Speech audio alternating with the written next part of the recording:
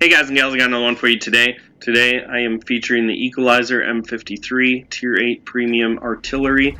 I'm just introduced to the game on Tuesday, and my knee-jerk reaction when I first heard that they're making a M53-55 at Tier 8 and they're going to give it a 4-round burst, I was very scared for the game. I know the game's in like a sensitive spot right now, so I felt like this was probably going to be a negative aspect that they're adding in. However, I kept an open mind, and I was like, you know what? If they're changing something on artillery, this may be a good thing for the game. So hopefully it's a positive one, and I'm a community contributor, so I have the opportunity to loan tanks for a short period of time. However, I need to make a video within 3 days of getting the tank. So I generally don't loan tanks out just because I hate being forced to play a certain tank, and I don't really want to show you guys gameplay unless it's of a certain game. This is my 4th or 5th attempt. I lost count on this game, or on this breakdown of artillery, the new Equalizer, and what I seem to do is go off on tangents of how artillery affects the game. So I'm going to try to break it up into 3 sections. First, we're going to talk about arty, the Equalizer, and the new mechanic that it brings to the game. Then I'm going to talk about how artillery already affects the game, and then we'll hopefully break that up into little sections of when we just talk about the game itself that's going on. So just to talk about the game real quick, we have one tank in C3 and a bunch on the hill in A5, which generally that's like arty zone. If I ever sit in A5, I get absolutely destroyed by artillery. However, they do give cover fire to the medium in C3. So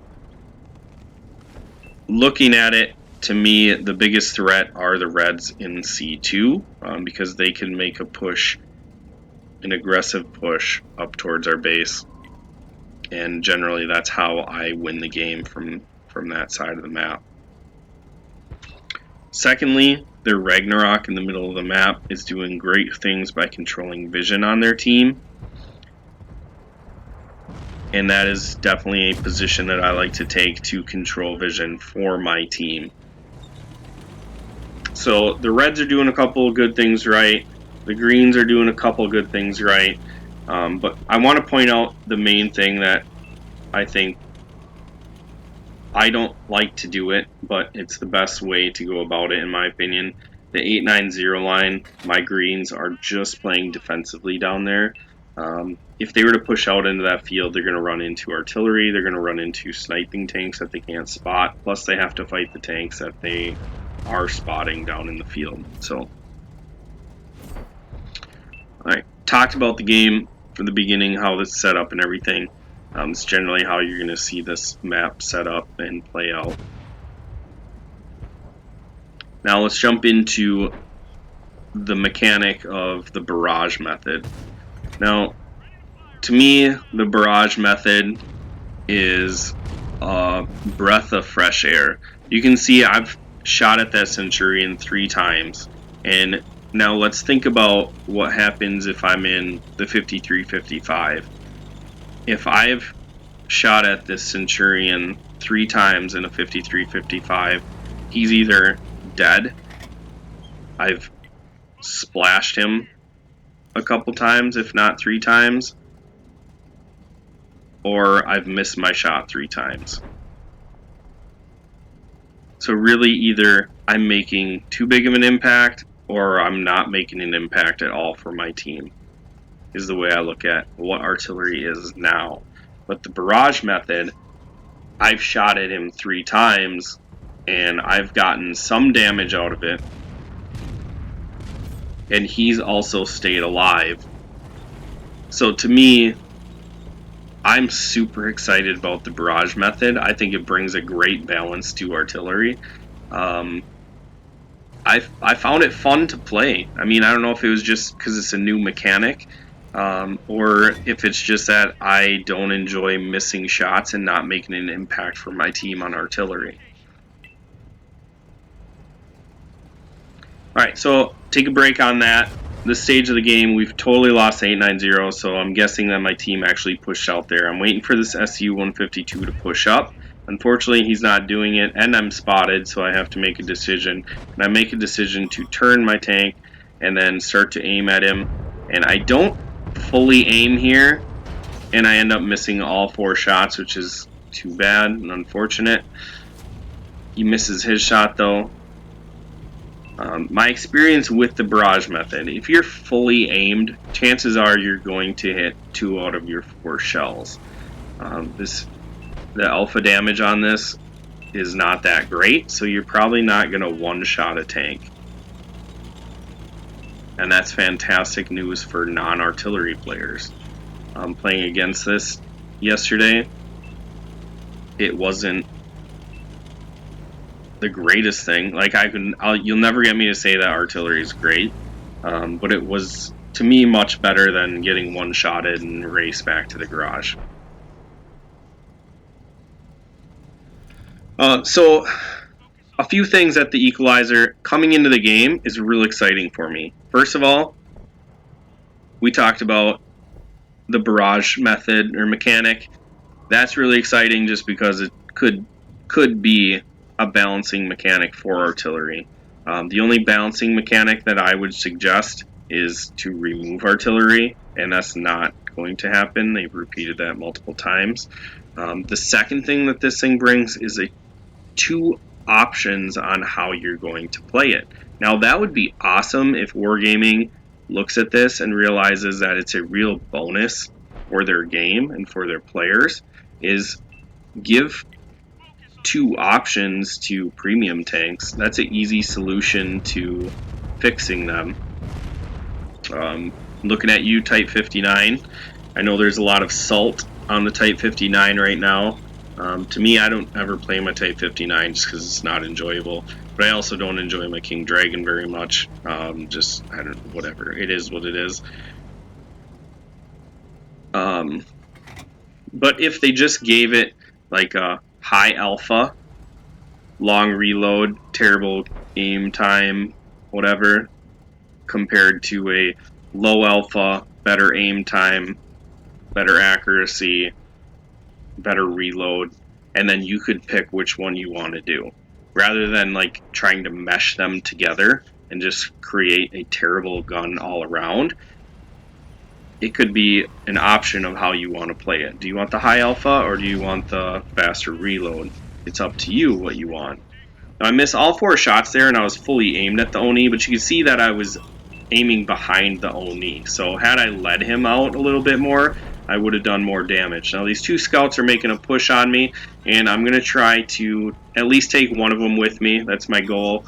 My SU-101 shoots the T-37. I back up to where I have a shot, and I pull the trigger, and my 4-round burst goes off, but he is already dead. So I don't have any shells for this scout, and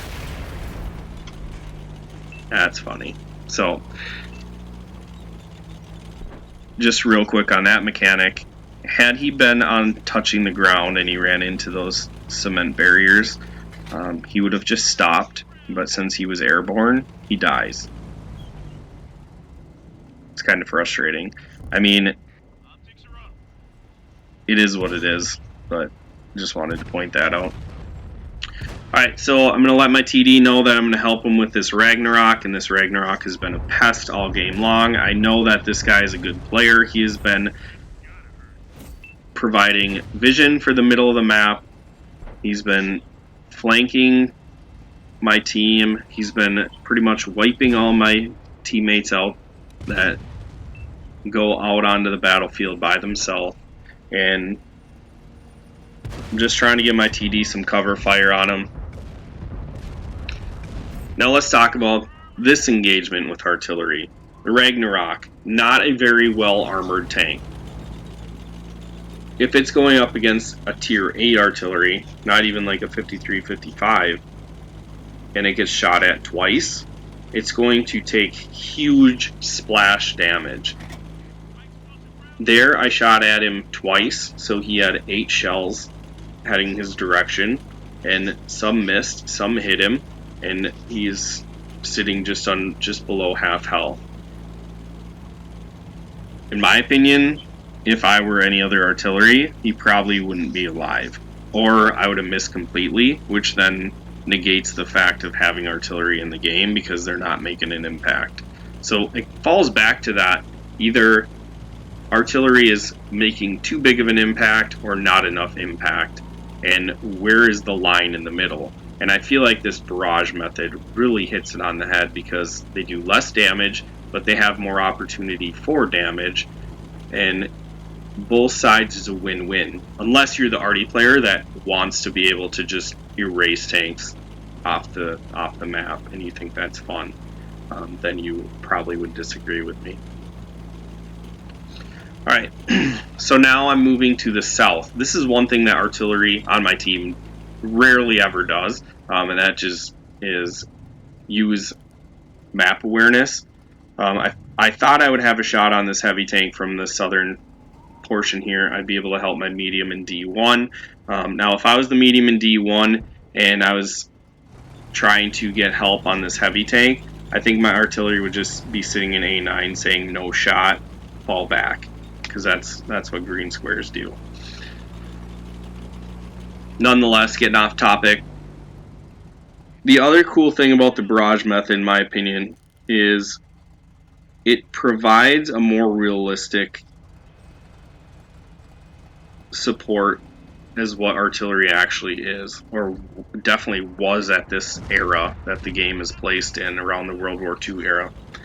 You could never go ask a World War II artillery veteran and say, well, you could ask them, could you guys consistently land your shells and just destroy objects off the face of the earth? They will never respond, yes, that's pretty much what we did. So the current artillery, that's to me what they do. Now, I don't think they accurately do it all the time. I'm not that naive. However, they do it enough to where it destroys the game, and most people that have quit the game that I know, one of their top 3 reasons is because arty is just too powerful, and then you can't defend against it. Well, you can sit behind rocks and sit behind hills, and not proceed forward and give up map locations if you don't want to get hit by arty, but there's no other defense for it. Alright, so now I got spotted going there, and this is one important thing that I wanted to point out. I moved from the south to this position knowing that my tank destroyer could cover me if the Ragnarok comes in to fight me.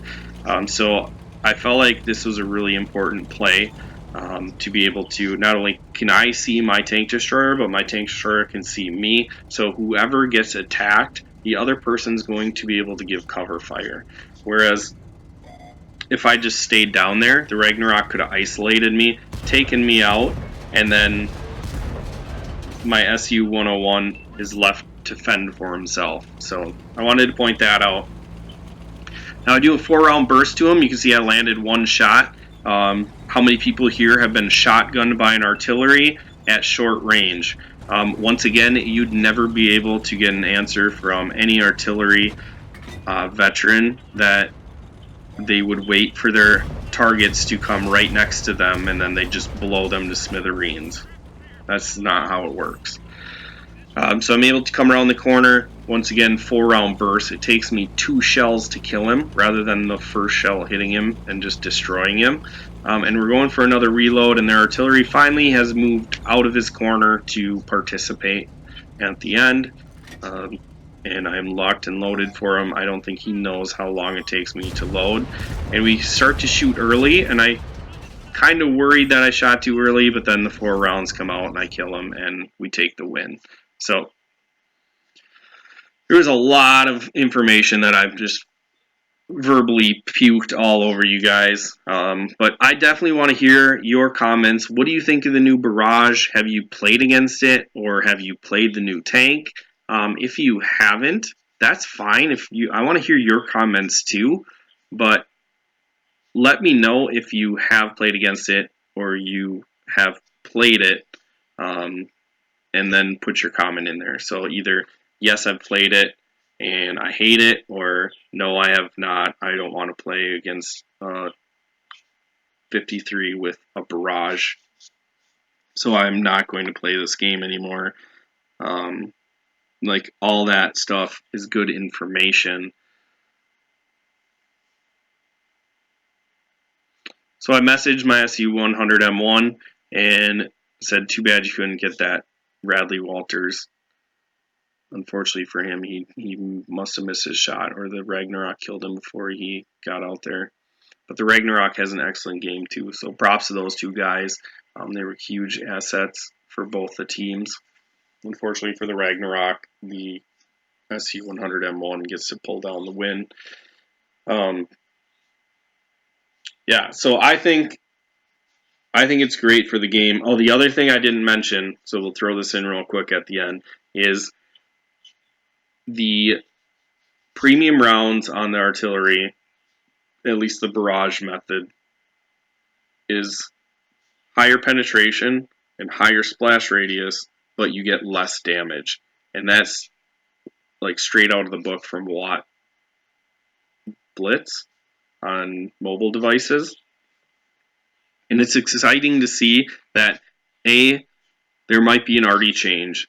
B, we might get multiple packages on premium tanks. And C, there's going to be a downfall to premium rounds, and they're not going to be just like pay to win. Those are my three favorite things about this tank. I'm not going to play it anymore. I can't wait to get it back so I don't have to play it again. But I do like the barrage method. I'll quit babbling. Make sure you like, share, subscribe, and I will catch you in the next video.